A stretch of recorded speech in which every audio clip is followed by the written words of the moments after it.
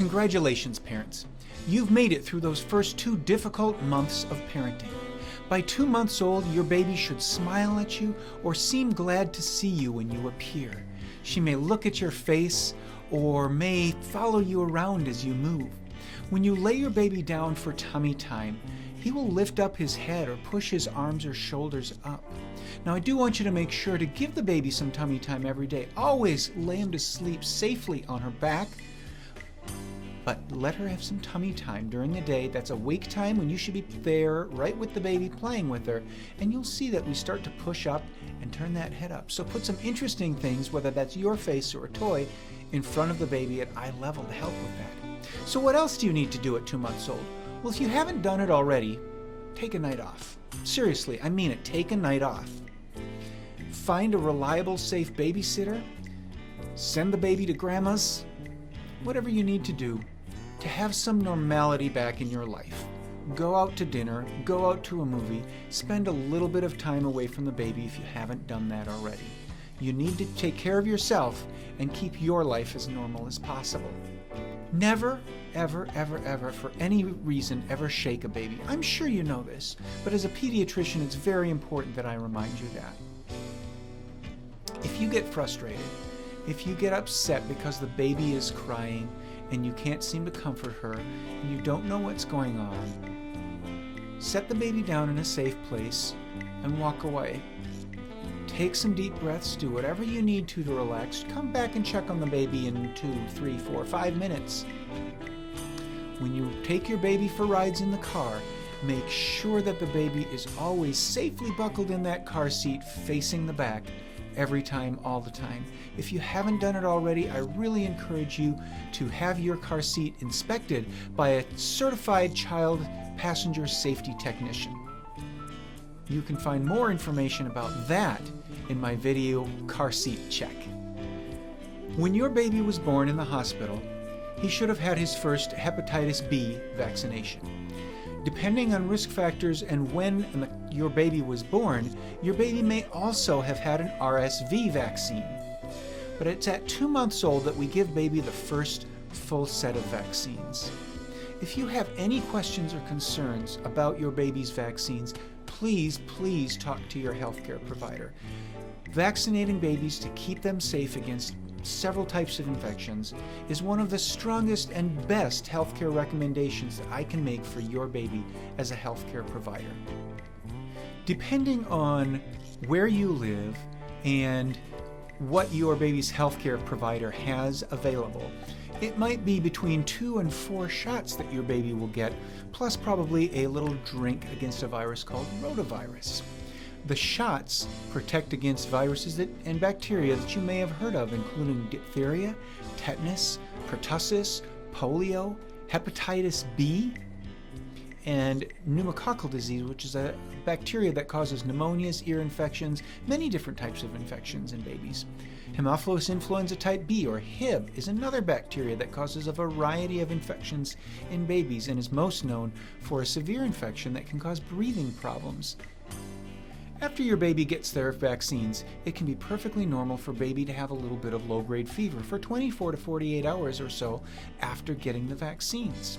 The fever is usually low-grade.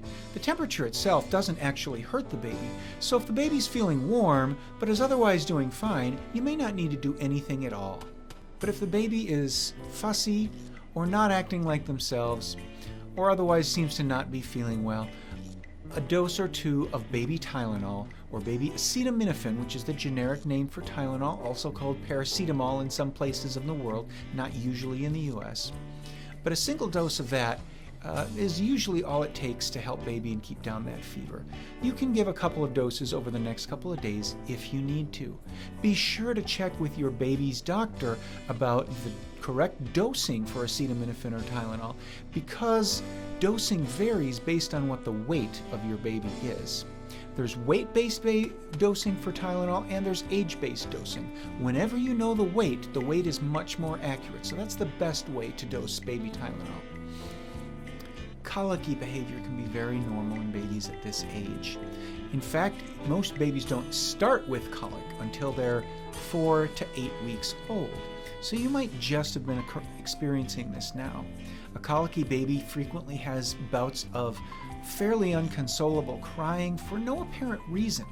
Sometimes there are patterns like time of day. Watch for my other video about comforting a fussy baby and the 5S approach, which is very, very effective. The baby is still getting all of the nutrition and all of the fluid that she needs from your breast milk or formula. Remember that babies do not need to have any plain water, even if the temperature is hot. And babies don't need to have any solid foods at all until closer to 6 months of age. You may see some teething this early on, although usually that's a little bit later on. If your baby seems to be sick, don't just blame that on teething or vaccines. Do have your baby checked out by a healthcare professional. Most illnesses that have fevers above 100.5 degrees, probably in a 2-month-old, should be checked out by their provider, unless it's just a couple of days after getting the vaccine. If your baby has any difficulty with breathing, always bring your baby to the doctor right away. If your baby is showing signs of pain, you should also have them checked out by the doctor. Some babies will bat their ears or face, but that doesn't usually mean an ear infection. Variation in stools is quite normal at almost any age, even 2 months old. Babies do not need to have a bowel movement or poop every single day. But when they skip days, they may have harder stools and may stress or strain a little bit as they go. This can be normal and is not usually a cause for any alarm or need to do anything. But if your baby seems to be consistently very uncomfortable with stooling, or there are other problems such as blood in the stool, you probably should have your baby checked out and discuss possible treatments of constipation with your baby's doctor. If you haven't been doing this already, I highly encourage you to read to your baby every day. Reading to your baby is quality time spent together, but it's also a good opportunity for the baby to learn to hear and love your voice, and for the baby to learn language. It's never too early to start. The normal schedule for baby well visits after 2 months old comes a 4-month-old visit. In most places, under most conditions, at 4 months old, the baby will receive a second set of the same vaccinations that they got at the 2-month visit. If you have any questions about the schedule for your baby's well-child checkups or the immunization schedule, please ask your healthcare provider. There's a very nice parent-friendly immunization schedule that you can find and download for free from the CDC.gov website. It's a great resource, and I do suggest you check it out to get some basic information about when your child should have which vaccines, and it also includes information about what those vaccines are for. And you can also watch my vaccine information series on the Dr. Jason channel. Parents, I hope you're starting to believe me every time when I say, parents, you got this. We'll see you in the next video. Please hit that little thumbs up to like this video, subscribe to our channel, and then hit the little bell so that you won't miss a thing.